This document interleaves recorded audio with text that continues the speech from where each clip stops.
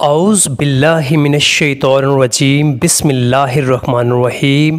ایمورٹل اسلام کے معزز ناظرین، السلام علیکم ورحمۃ اللہ وبرکاتہ۔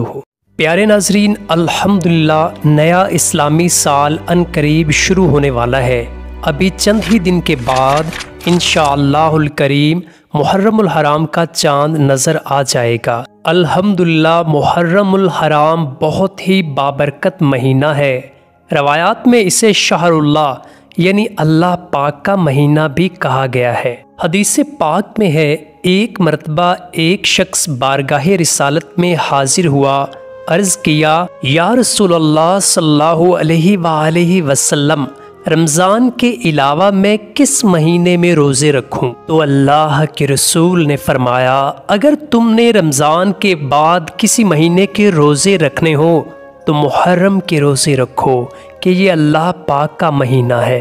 ایک حدیث پاک میں فرمایا، رمضان کے بعد سب سے افضل روزے ماہ محرم کے ہیں جو کہ اللہ پاک کا مہینہ ہے۔ اسی طرح ایک اور روایت میں ہے کہ محرم کا ایک روزہ 30 روزوں کے برابر ہے۔ ناظرین گرامی، ویسے تو پورا ماہ محرم بہت برکتوں والا ہے، البتہ اس کی 10 تاریخ جسے یوم عاشوراء کہتے ہیں، اس کی بہت برکات ہیں۔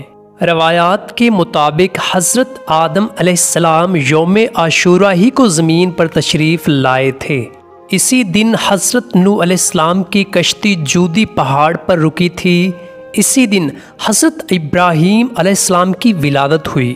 اسی دن حضرت ادریس علیہ السلام کو آسمان پر اٹھایا گیا، اور اسی دن حضرت موسیٰ علیہ السلام کی مدد کی گئی اور فرعون کو غرق کر دیا گیا۔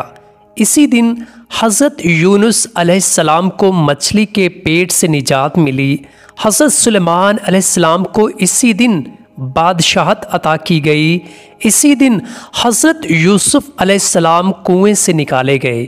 اسی دن حضرت عیسیٰ علیہ السلام کی ولادت ہوئی، اور اسی دن آپ علیہ السلام کو زندہ آسمانوں پر اٹھایا گیا، اور اسی دن اللہ کے رسول مکی مدنی مصطفیٰ صلی اللہ علیہ وآلہ وسلم کے لاڈلے نواسے، نوجوانان جنت کے سردار حضرت امام حسین رضی اللہ عنہ نے عظیم الشان قربانی پیش کر کے دین اسلام کی لازوال خدمت انجام دی، یعنی واقعہ کربلا پیش آیا۔